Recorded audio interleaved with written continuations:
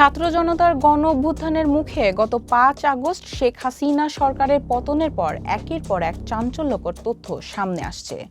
তারই ধারাবাহিকতায় এবার ক্ষমতাচ্যুত প্রধানমন্ত্রী শেখ হাসিনার ঘনিষ্ঠ বলয়ের মধ্যে থাকা সাবেক মন্ত্রীসহ রাজনীতিক ও ব্যবসায়ীদের বিপুল পরিমাণ সম্পত্তির সন্ধান পাওয়া গেছে। যুক্তরাজ্যের অবসান খাতে তাদের বিনিয়োগ করা সম্পত্তির পরিমাণ ৪০ কোটি পাউন্ডের, বাংলাদেশি মুদ্রায় প্রায় ৬,০০০ কোটি টাকারও বেশি। বাংলাদেশ থেকে পাচার করা অর্থ দিয়ে এসব সম্পত্তি কেনা হয়েছে বলে অভিযোগ রয়েছে। শনিবার যুক্তরাজ্যের সংবাদ মাধ্যম দ্য গার্ডিয়ান পত্রিকার অনুসন্ধানী প্রতিবেদনে এসব তথ্য উঠে এসেছে।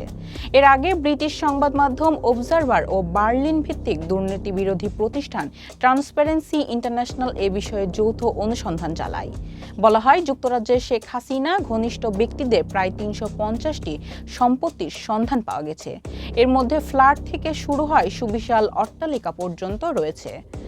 যুক্তরাজ্য ও দেশটির বাইরের বিভিন্ন প্রতিষ্ঠানের নামের এই সম্পত্তির বেশিরভাগ কেনা হয়েছে। অনুসন্ধানে দেখা গেছে, অফশোর কোম্পানির মাধ্যমে কেনা ওই সম্পত্তির অনেকগুলো মালিকানায় রয়েছেন সাবেক প্রধানমন্ত্রীর বেসরকারি শিল্প ও বিনিয়োগ বিষয়ক উপদেষ্টা সালমান এফ রহমান ও বসুন্ধরা গ্রুপের চেয়ারম্যান আহমেদ আকবর সুবহানের পরিবারের সদস্যরা।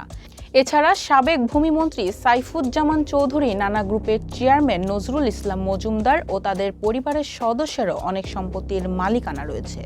সালমান এফ রহমান বেক্সিমকো গ্রুপের ভাইস চেয়ারম্যান। তিনি বর্তমান বাংলাদেশে কারাবন্দী অবস্থায় রয়েছেন।